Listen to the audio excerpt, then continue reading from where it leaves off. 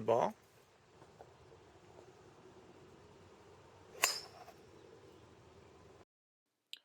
Ted, after this practice swing, you're going to set up to the golf ball, and you're going to see how far beyond the golf ball you set the club head. Now, this was before we started making any changes in this, but this is the first thing I observed.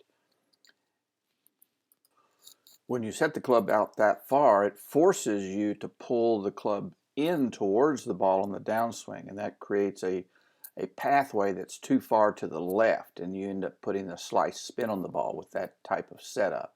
Okay. Your pre-swing setup is going to be right there on that sweet spot. That looks much better. It feels a lot different. And we're just going to keep going, and that's dead straight.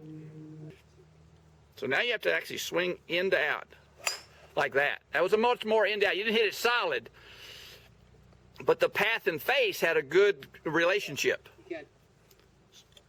We're trying to keep this, we're trying to improve our ball flight with simple thoughts, nothing complicated. That was really good. That was really good. You might revert back to. That's very good. That's a.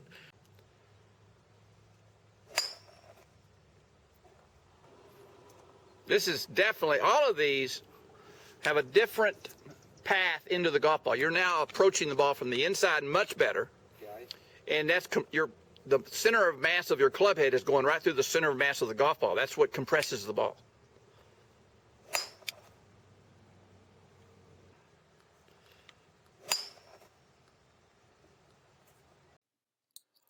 Ted, on the left is your setup before we started making changes, and on the right was the change in the setup. And you can certainly see how far out you're putting that club head on the left. And what that does is forces your path to pull in and swing to the left. You certainly cannot try to swing that club head out this way on your downswing, or you'd hit the ball right on the shaft. You hit it on the neck of the club. And so your setup forced you to create a compensation move in the downswing in order to put the sweet spot on the golf ball. And that compensation move was a pull in swing to the left, the red arrow, which then would put a corresponding opposite spin to the right.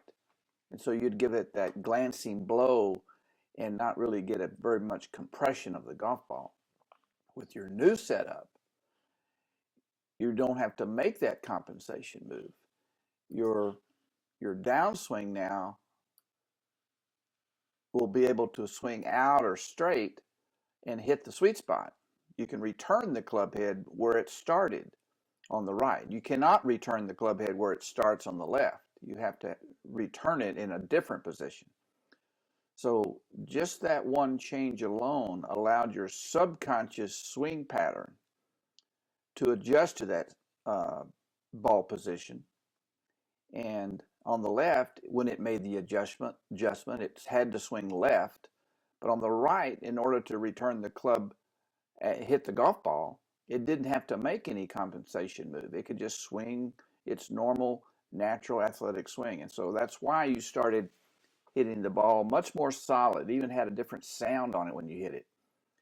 And because the path vector was so much closer to where the face was pointing, the path of the club is called a path vector. That's the red line. The face vector is where the face is pointing at impact. And you've got those two vectors now much closer to each other. And that's what's going to allow you to compress the ball. When the direction of the path is very close to the same direction the face is pointing, that's when you'll hit it solid and not give it a glancing blow. And so there are some issues I have with your swing itself, but right now I want you to just simply play with that new setup and make sure that you consistently repeat that. from your perspective as you stand to the side of the golf ball in your setup, it may need to visually look like you're setting the ball up on the toe, but you certainly don't want to return to that setup that you have on the left. Very good. Continue to work. Ted, there were two things that contributed to you hitting the weak slice to the right. And the first one that we identified was the initial setup of putting the club head too far beyond the ball, forcing a pull-in swing. And we addressed that, and we saw some very good improvement in your swing just by changing the setup. That allowed you to swing out to the ball instead of across the ball. The other issue, which we didn't really address in that session, I didn't want to focus on too many things,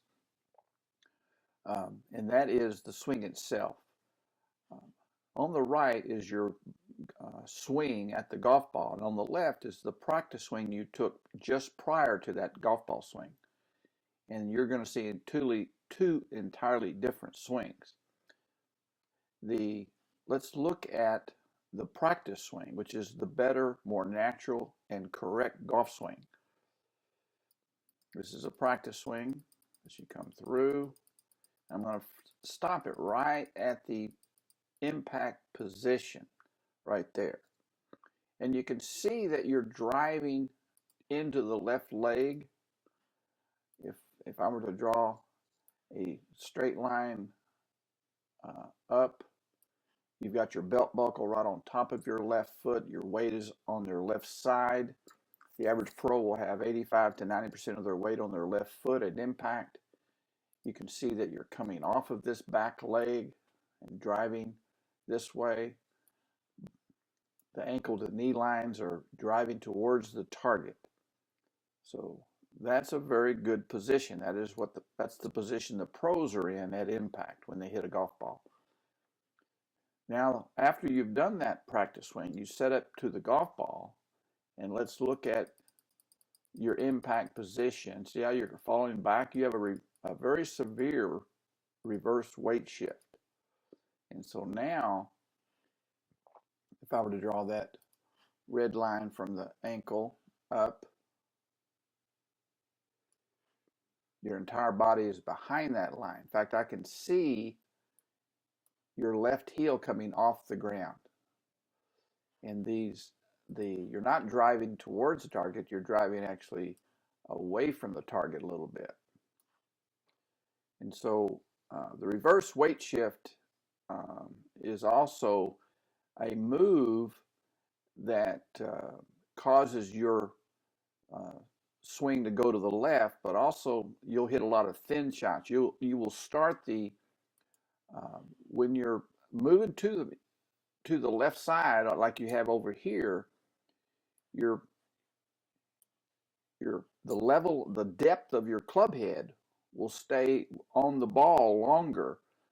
And when you move back so far to your back foot, you might just go right over the top of the ball too quickly, and you'll top it or hit it very thin. That'll be your common mishit, will be a thin shot because you did not keep that club head level with the golf ball at the proper amount of time.